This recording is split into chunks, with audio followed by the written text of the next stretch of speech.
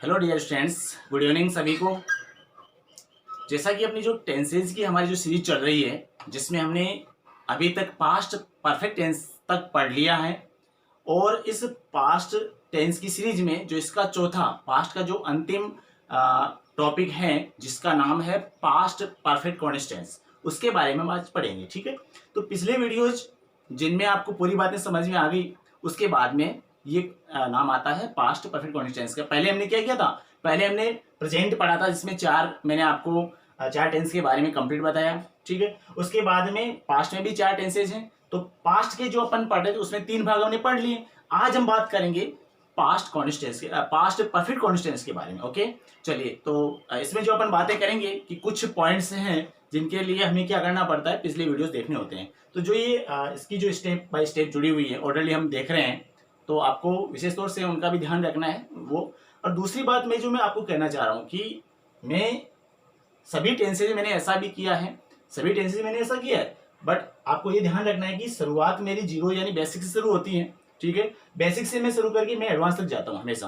तो आपको उसके लिए क्या करना होता है कि ऐसे नहीं कि अपन शुरुआत देखें कि सर तो क्या है कि बेसिक लेवल से ले रहे हैं, तो बाकी जो कंपटीशन एग्जाम वाले बच्चे ऐसे करें कि नहीं हमारे क्या काम का है, ऐसे हमें तो ये बातें आती। लेकिन जो अंत तक मेरा वीडियो देखे, कंप्लीट मेरा वीडियो देखे, उसमें आपको पूरा पता चलेगा कि भाई जो भी बातें हैं कि बेसिक से लेकर के एडवांस तक की इसमें पढ़ाई हो रही है। और बोर्ड क्लासेस के बच्चे, उनकी भी बिल्कुल काम की चीज़ें हैं, तो उनके लिए भी वर्क आपको, उनके लिए भी क्या है, उनको भी अच्छे तरीके से वीडियो देखने होते हैं।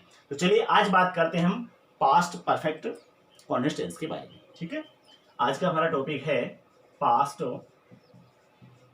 Perfect continuous tense. Okay dear students, ध्यान दें, यहाँ पर विशेष तौर से आपको ध्यान रखना है कि प्रेजेंट के चौथे में हमने क्या किया था, पास्ट के चौथे में हम क्या कर रहे हैं, वो डिफरेंस भी आपको यहाँ पे जानना बहुत जरूरी है।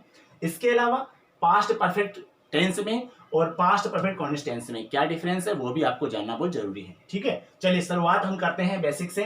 तो इसमें सबसे पहले मैं आपको बात करूं हेल्पिंग वर्ब के बारे में।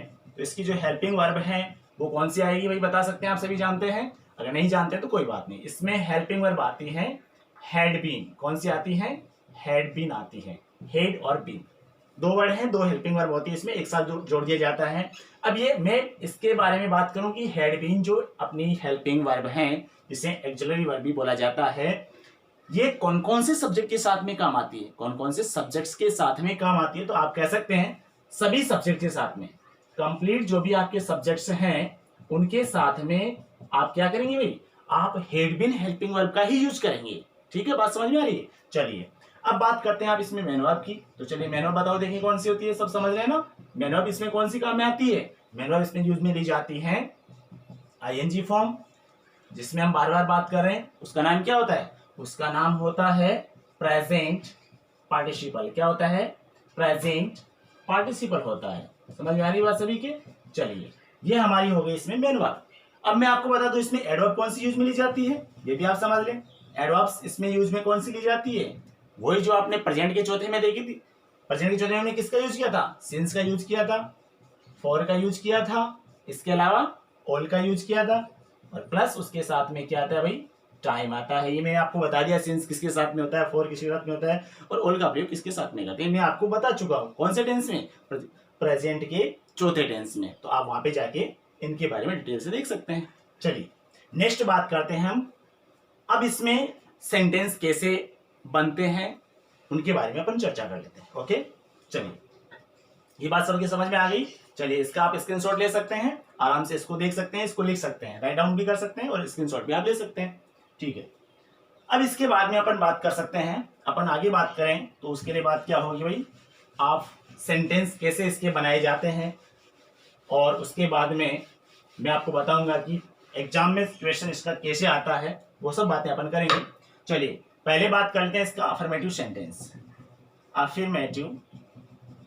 Affirmative sentences, past perfect continuous tense में अफर्मेटिव सेंटेंसेज कैसे यूज किए जाते हैं आप सबको पता होना चाहिए। तो मैं डायरेक्ट आपको इसमें बताना चाह रहा हूं कि इसमें क्या होता है, सभी सब्जेक्ट के साथ में आपको हेल्प में हो तो वही हेड बीन का यूज करना है। तो चलिए मैं आपको सेंटेंस बताता हूं। सेंटेंस में क्या आएगा, जैसे मैंने आपको कहा he had been reading he had been reading Hindi. He had been reading Hindi for 2 hours. तो यहाँ पे मैं कोई डिफरेंट नहीं बता रहा हूं। अब इससे हम ये नहीं कह सकते हैं कि केवल इसमें अपन हैड बीन का यूज करें, क्यों भाई, इसमें तो हम हैज बीन का यूज भी तो कर सकते हैं ना, ये जो सेंटेंस है। लेकिन यहाँ पर इस सेंटेंस से पूरा हमें ये पहचान पता नहीं लग रही कि ये पास्ट परफेक्ट कंटीन्यूअस का वाक्य है क्या, नहीं। इसमें हम केवल और केवल अफर्मेटिव सेंटेंस इस प्रकार का इसमें आता है वो बात कर रहे हैं अभी, ठीक है। तो हमने क्या सीखा इसमें, हमने ये सीखा हेल्पिंग वर्ब हैड बीन आती है, और रीडिंग इसमें जो है ये आपकी प्रेजेंट पार्टिसिपल यानी आईएनजी फॉर्म है। तो ये हमारा अफर्मेटिव सेंटेंस हुआ। कौन सा हुआ भाई, अफर्मेटिव सेंटेंस में आपके पास्ट परफेक्ट कंटीन्यूअस में अफर्मेटिव सेंटेंस ऐसे लिखा जाता है। ये मैंने आपको केवल बात बताई है, ठीक है। अब बात करते हैं हम इसका नेगेटिव कैसे बनाया जाता है, वो ध्यान से देखना। इसका जो नेगेटिव सेंटेंसेज है वो कैसे बनाया जाता है वो ध्यान से देखना। बिल्कुल आप समझ रहे हैं ना, जैसे पहले सब्जेक्ट आ गया, फिर इसमें हेल्पिंग वर्ब आ गई, फिर इसमें आपके मेन वर्ब आ गई, फिर उसके बाद में इसका ऑब्जेक्ट आ गया, फिर सिंस फॉर का यूज आ गया यहाँ पे, ठीक है। और सिंस फॉर का यूज आने के बाद में प्लस टाइम आ गया, आपके क्या आ गया, टाइम आ गया। चलिए अब आप बात करते हैं नेगेटिव सेंटेंसेज के बारे में। तो नेगेटिव जो सेंटेंसेज हैं उसमें आपको केवल नोट का प्रयोग करना है, लेकिन नोट का प्रयोग करना कहाँ है वो ध्यान में रखें। देखो मैंने आपको बताई हेल्पिंग वर्ब, तो फर्स्ट जब हेल्पिंग वर्ब आ जाती है, जहां भी ध्यान रखें क्योंकि फ्यूचर में हमें और भी ज्यादा पढ़नी पड़ेगी। ये कोई जरूरी नहीं है कि केवल 2 हेल्पिंग वर्ब आई, कभी कभार 3 भी आती है। कभी अपन जब पढ़ेंगे उसमें पैसिव वॉइस में चेंज करेंगे तो वहां पर भी वही ज्यादा होगा ना, 1 से 2, 2 से 3 भी बन जाती है कभी कभार। तो यहाँ पर फर्स्ट जो हेल्पिंग वर्ब आती है उसके बाद में हमेशा नोट लगाएं। ध्यान रखें इंग्लिश में कहीं भी हो फर्स्ट हेल्पिंग वर्ब के बाद में तुरंत आपको नोट लगा देना होता है। तो यहाँ अपन क्या करेंगे, हैड नॉट प्लस बी, बाकी सेम मैटर रहेगा, had plus not plus be. ये बात आप बिल्कुल ध्यान रखेंगे, आपके कभी भी किसी प्रकार की कोई गलती नहीं होगी, ठीक है। अपन सेंटेंस देखते हैं, इसी सेंटेंस को क्या हो जाएगा, he had not been reading Hindi for 2 hours। बात समझ में आ गई, नेगेटिव की बात समझ में आ गई। चलिए अपन इसके साथ तुरंत ही बात कर लेते हैं इंट्रोगेटिव सेंटेंस के बारे में। इसके बारे में बात कर लेते हैं, इंट्रोगेटिव सेंटेंसेस के बारे में बात करते हैं। इंट्रोगेटिव वैसे जानते हैं सभी आप, 2 प्रकार से बनते हैं। तो इंट्रोगेटिव सेंटेंसेस के बारे में जो बात करते हैं तो उसमें हमें नई बात क्या मिलेगी वो आपको देखना है, क्योंकि नाम से ही पता चल रहा है हमने अफर्मेटिव और किसके बारे में बात की, नेगेटिव सेंटेंसेस के बारे में बात की। अब बात कर रहे हैं इंट्रोगेटिव सेंटेंसेस के बारे में। तो एक तो हेल्पिंग वर्ब से शुरू होने वाला सेंटेंस, दूसरा WH वर्ड से शुरू होने वाला। तो हम क्या करेंगे, सबसे पहले हम क्या करेंगे, हेल्पिंग वर्ब से लेते हैं पहले शुरू। हमने लिखा हैड ही बीन, ध्यान रखें हैड ही बीन, ध्यान रखें इस बात का, had he been reading Hindi for 2 hours। बात समझ में आ रही है। हेल्पिंग वर्ब हेड, उसके बाद में सब्जेक्ट, उसके बाद में बीन। ध्यान रखें इस बात का विशेष तौर से, क्योंकि हेड सब्जेक्ट उसके बाद में बीन, ये ध्यान रखें विशेष तौर से। उसके बाद में रीडिंग, उसके बाद में बाकी सेम वो जो बातें, लास्ट में क्वेश्चन मार्क लिखना बहुत जरूरी है, ठीक है। ऐसे ही अपन बात करते हैं WH वर्ड से शुरू होने वाले। तो WH वर्ड से जो शुरू होने वाला सेंटेंस है उसके बारे में क्या कहेंगे, जैसे हमने लिखा why had he been reading, उसके बाद में हमने लिखा हिंदी फॉर 2 hours, ये क्वेश्चन मार्क। समझ में आ रही बात, WH वर्ड से शुरू हुआ, बाकी सेम बात है। इसमें हेल्पिंग वर्ब से शुरू हुआ तो सबसे पहले हेल्पिंग वर्ब, उसके बाद सब्जेक्ट, उसके बाद में पहले हेड, उसके बाद में सब्जेक्ट, उसके बाद में बीन, उसके बाद में रीडिंग, ठीक है। और उसके बाद में रीडिंग क्या होगी आपकी, प्रेजेंट पार्टिसिपल हो गई। उसके बाद में आपका ऑब्जेक्ट और बाकी समय फोर सिंस प्लस टाइम का इसमें यूज किया गया है, ठीक है। बात समझ में आ रही है। चलिए हमने इसमें आपको बताया कि WH वर्ड लगा है केवल, बाकी सेम बात है, कोई दिक्कत नहीं आने वाली। तो ये बात होती है आपके यहाँ पर जो बात आ रही है वो बात क्या हो रही है, बेसिक की बात कंप्लीट हो रही है आपकी। क्या बात हो रही है, बेसिक। हमने इसका स्ट्रक्चर देखा, सेंटेंस कैसे बनता है, अफर्मेटिव कैसे बनता है, नेगेटिव कैसे बनता है और इंट्रोगेटिव कैसे बनता है, ये बात आपके सबके समझ में आ गई। चलिए अब हम बात करते हैं इसमें जो यूज है, इसमें केवल एक ही यूज है। एडवर्ब के बारे में मैंने आपको बता दिया, तो अपन आगे जब बात करने जा रहे हैं तो इसमें केवल एक ही प्रकार का यूज है जिसे अपन कंसेप्ट बोलते हैं, जिसे अपन रूल का नाम नहीं देंगे। ठीक है, वैसे आप रूल कह सकते हो, लेकिन रूल कहते ही क्या होता है कि अलग मायने वाले थे यार, पता नहीं रूल ये कैसे बनेगा, क्या बनेगा। उसे आप कंसेप्ट कहो, उसे आप यूज बोलो तो ज्यादा अच्छा रहेगा। ठीक है, अपन उसमें वो भारीपन के यूज में अपन उसका यूज नहीं करेंगे। चलिए देखते हैं, बात करते हैं अपन इसका जो यूज है इसके बारे में।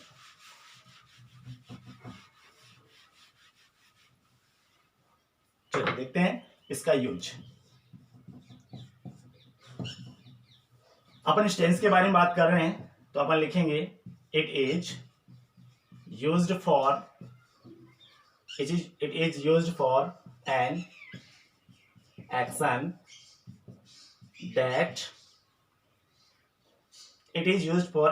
That began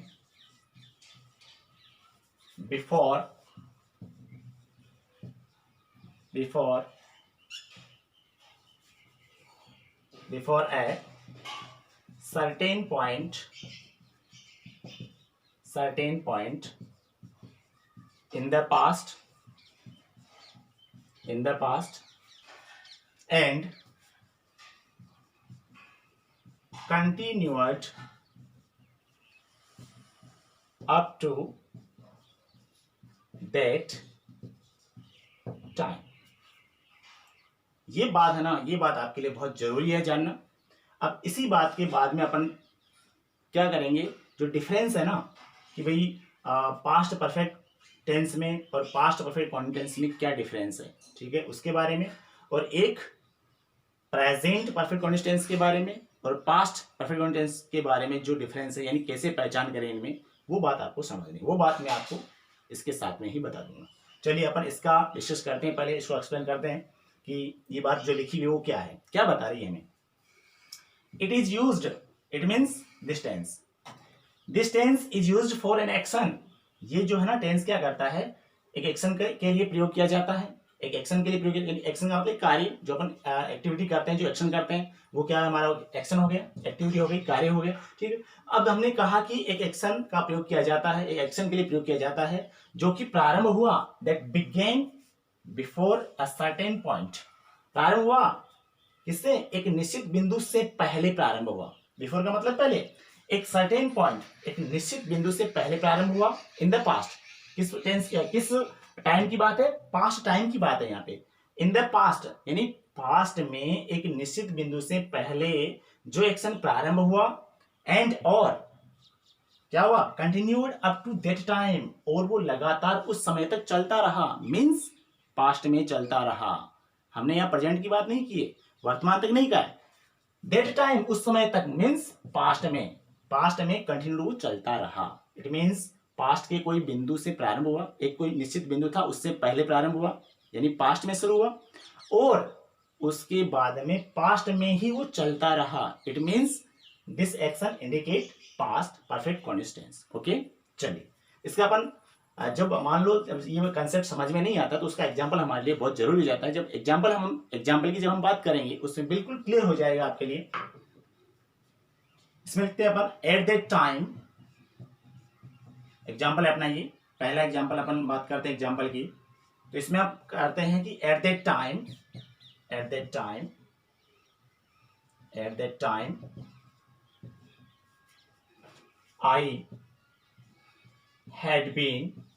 I had been writing a novel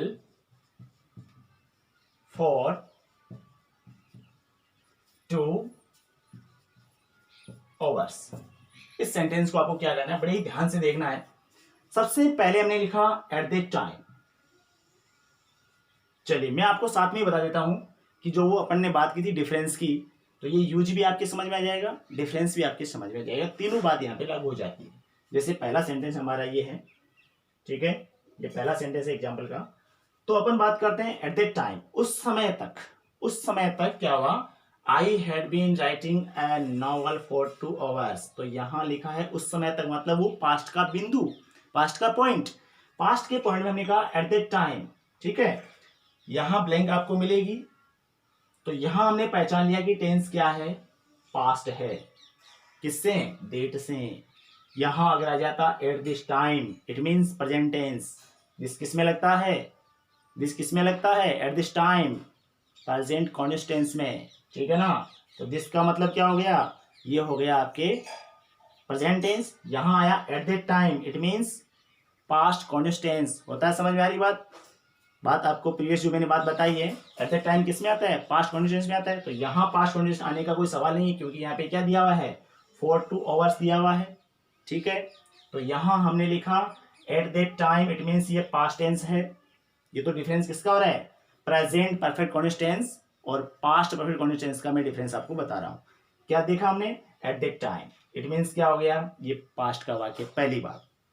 ये देखने के बाद में हमने ये देखा कि इसमें लिखा हुआ है 4, क्या लिखा हुआ है? 4 to hours। तो यहाँ सिंस 4 का प्रयोग है। क्या किसका प्रयोग है? सिंस 4 मीन्स क्या हो गया? पास्ट का या तो तीसरा है या फिर पास्ट का चौथा है, यानी या तो पास्ट परफेक्ट है या पास्ट परफेक्ट कॉन्टिन्यूअस टेंस है। ये बात समझ में आ रही? पहले हमने क्या समझ लिया कि ये जो सेंटेंस है ये पास्ट टेंस का है। अब हमें ये पहचाना है कि पास्ट टेंस में कौन सा है। इट मीन्स मैं आपको बात कहना चाह रहा हूं कि ये पास्ट परफेक्ट का है या पास्ट परफेक्ट कॉन्टिन्यूअस टेंस का है। ध्यान दे यहाँ पे, यहाँ हमने लिखा 4 प्लस टाइम। तो 4 सिंस प्लस टाइम तो पास्ट परफेक्ट में भी आता है और पास्ट परफेक्ट कॉन्टिन्यूअस टेंस में भी आता है। तो ध्यान दें यहाँ पे, ये जो आपकी राइटिंग जो वर्ब है इसको आपको देखना होगा। अब यहाँ पर क्या देखना होगा? राइटिंग वर्ब को देखना होगा। तो राइटिंग वर्ब जो है ना, ये आपके वो वर्ब नहीं है जो कॉन्टिन्यूअस टेंस में यूज नहीं की जाती है, ठीक है ना। ये नॉन प्रोग्रेसिव वर्ब नहीं है। आपको यहाँ इस बात को समझने के लिए मेरा प्रेजेंट कॉन्टिन्यूअस टेंस का जो पार्ट नंबर 3 से मैंने वीडियो बना रखा है, मैंने 3 वीडियो बना रखे हैं, उसके 3 वीडियो जो मेरे फर्स्ट पार्ट, सेकंड पार्ट और थर्ड पार्ट, ठीक है। तो थर्ड पार्ट में मैंने इन वर्ब्स का यूज किया है जो कॉन्टिन्यूअस में यूज नहीं की जाती है। समझ में आ रही बात?